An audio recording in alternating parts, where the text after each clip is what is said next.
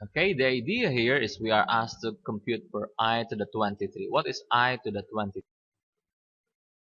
Okay, when solving this, we always rely on our definition that I squared is equal to negative 1. Okay, from that really, I think we can see the pattern really from here. Naman ko ko itong pattern, no? I-explain naman sa previous discussion ni Con, but let me do it again. So, in here, I to the 0 is simply 1, right? Anything raised to the 0 is 1, except for 0. And here we have I squared, that's negative 1. How about I cube? Well, I cube is simply equal to, kung kay I cube, equal lang man na siya sa I squared times I. And we know that I squared is negative 1, so this must just be negative I.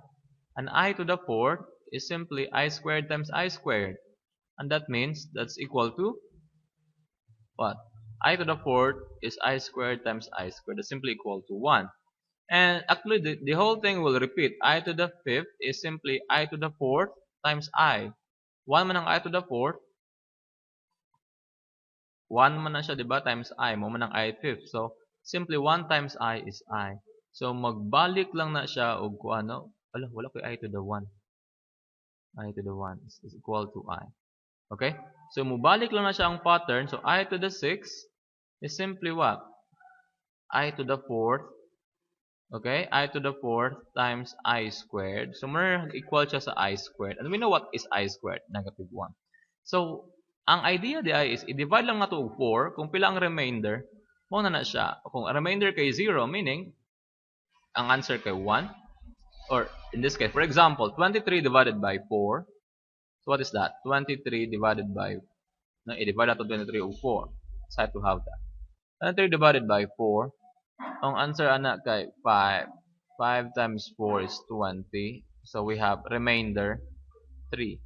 So, kung remainder nga 3, mura din ni siya equal to, mura sa ana man na, I to the 4th times I to the 4th times I to the 4th times I to the 4th. Okay? 5 daw ka I to the 4th, di ba? I to the 4th, that is 20. I to the 20 times I cube. Kaya mo man yung remainder, meaning 23 is simply 4 times 4 times 4 times 4, 4 plus 5 ka 4, o isa ka 3. And we know that I to the 4th is simply 1. So actually, 1 lang na siya, 1, 1, 1. Ang remainder agad mong ginabantayan. So, ang I to the 23 ay equivalent lang sa I cube. And we know that I cube is simply equivalent to, dili mo siya standard form. Nga naman, ang atong standard form sa ang complex number kay Z is equal to A plus BI, ma'am. Wala may ka ng cube or something. We know that I cube is simply equal to I squared times I, or that's simply negative I. So, bali, yung answer is negative I. I to the 23 is just equal to negative I. Standard form gihapon ni siya. Kaya mura mo na siya form na 0 plus 1I. But that is enough. Okay? You say I. Implied na siya nga 0 plus 1I ng imong gisulat. Okay? So, ang buhaton lang, normally, pangitaon nimo ang remainder, or we call that actually modulo. Normally, we do that 23 modulo 4, meaning pilay remainder sa 23 kung i-divide mo 4. And you say that's equal to 3. This is what we call modulo.